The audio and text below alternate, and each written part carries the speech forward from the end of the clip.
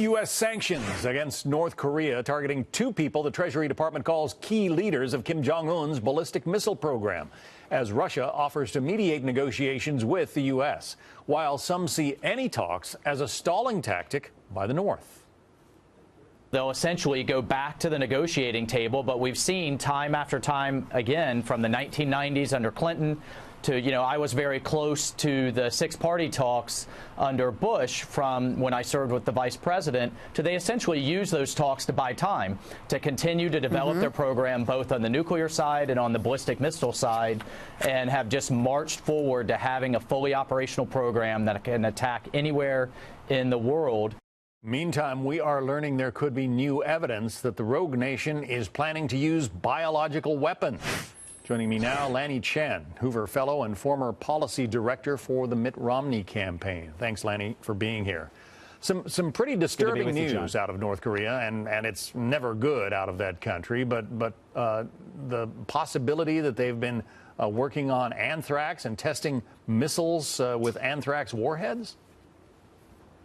Right. Well, so we know that back in 2015, Kim Jong-un paid a visit to what was called at the time a pesticide factory. Now, the interesting thing about this is it's very easy for North Koreans, it's very easy actually for any country to flip the switch and go from manufacturing pesticides to manufacturing biological weapons. And so, in fact, a lot of analysts looked at this and said, hey, in fact, we have evidence, credible evidence, that the North Koreans are pursuing some kind of biological weapons capability. And if you add to that the fact that we've got defectors coming over from North Korea to South Korea that test for the anthrax antibody in their bloodstream. In other words, they've either been vaccinated against anthrax or been exposed to the anthrax virus, or anthrax bacteria, rather. This is a very serious situation, John, one that clearly indicates that they mean business. Some defectors from North Korea are also showing signs of radiation exposure. Talk about what that might mean.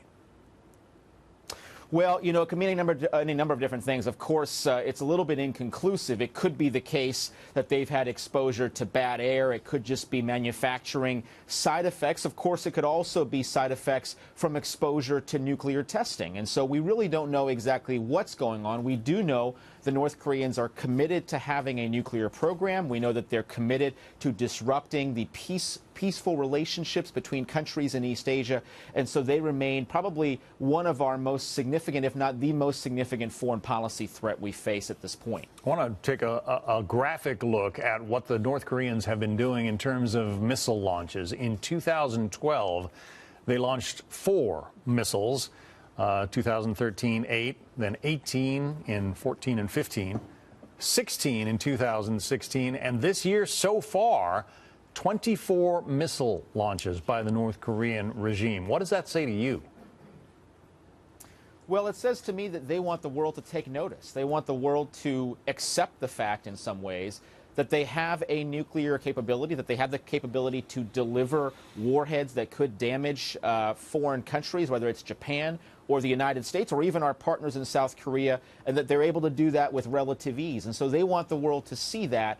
So for the United States, it's important for us to continue to maintain the posture, first of all, that they cannot be a nuclear-capable country, that is unacceptable. But second of all, their belligerence is unacceptable in the region. And so the Trump administration has ratcheted up sanctions. They've imposed 7 rounds of sanctions this year already. I think that's the right thing to do, but we've got to keep the pressure on, John. And the Chinese have suggested that they are on board with the sanctions, but isn't there evidence that the Chinese have also been illegally shipping oil to North Korea?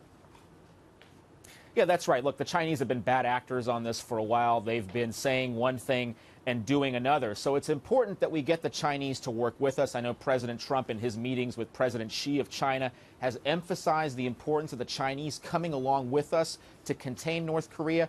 But it's going to be very difficult for us to do so if the Chinese continue to be acting in bad faith. So we do need their help in this situation, and they are going to be critical to peacefully resolving this conflict with North Korea.